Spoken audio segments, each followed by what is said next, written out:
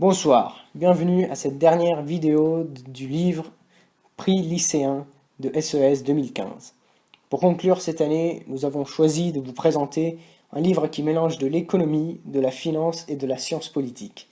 Je suis Emmanuel, terminal ES, et bienvenue à l'émission Lecture Éco au lycée 2015 sur Radio Franco.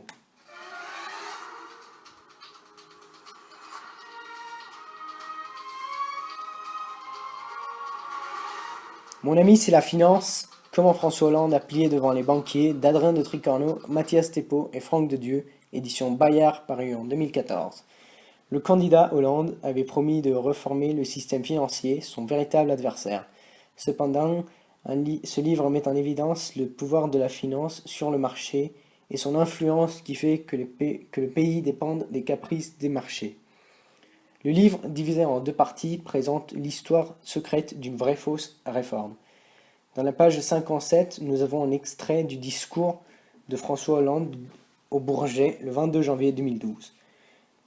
Dans cette bataille qui s'engage, je vais vous dire qui est mon adversaire. Mon véritable adversaire, il n'a pas de nom, pas de visage, pas de parti, et ne présentera jamais sa candidature. Il ne sera donc pas élu, et pourtant il gouverne. Cet adversaire, c'est le monde de la finance. Cette partie évoque aussi pourquoi le projet de loi a été un échec. Page 84, je cite, « Du discours du Bourget, il ne reste que la forme.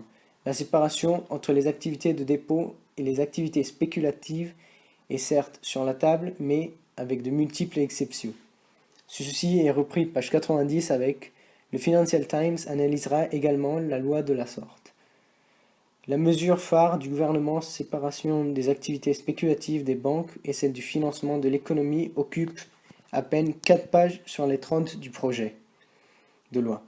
Donc, le pouvoir politique a été fortement influencé par le système financier dans la rédaction de ce projet de loi. La deuxième partie du livre se questionne pourquoi la loi a été un échec, donc le poids du système financier sur l'État. Il met en avant, si les banques financent l'État, la finance a besoin de dette publique, le rôle des banques sur les taux d'intérêt. Le livre termine en présentant des solutions au modèle bancaire actuel. Augmenter leur capital et diminuer les engagements liés à la finance de marché spéculative. Madame Cialom a dit, page 186, « Ma conviction profonde est que la crise nécessite un changement de système. Il faut remettre le fleuve de la finance dans son lit afin qu'il soit au service de la mutation de l'économie, de l'investissement dans une économie durable. Après le discours du Bourget, j'ai cru qu'il y avait cette impulsion. Or, on a laissé passer une chance historique. » Ce livre est très intéressant. En effet, ce livre mélange de l'économie, de la finance et de la science politique. Il évoque comment l'État peut intervenir dans l'économie et la réguler.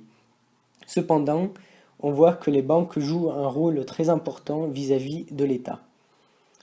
Livre assez technique, présentant des fois un vocabulaire spécifique de la finance, met en avant cette relation économie-politique, sujet très intéressant pour un élève qui souhaite étudier dans le domaine de l'économie et de la finance. Il évoque les mesures de l'État et comment l'État fait pour réagir dans la finance. À un moment, il évoque l'Assemblée nationale et tout le projet de loi. Puis, dans la deuxième partie du livre, c'est plutôt le côté pourquoi la loi ne marche pas, donc le rôle de la finance et le très fort poids de l'économie sur l'État. Merci de nous avoir suivis. Le vote du meilleur livre sera bientôt, donc pensez déjà sur quel est le meilleur livre pour vous cette année 2015. Merci de nous avoir suivis pendant ces quelques semaines que nous avons été ensemble. J'espère que les livres qui ont été élus cette année seront intéressants, que vous avez profité de les lire et que vous avez profité de nos présentations. Merci et à l'année prochaine.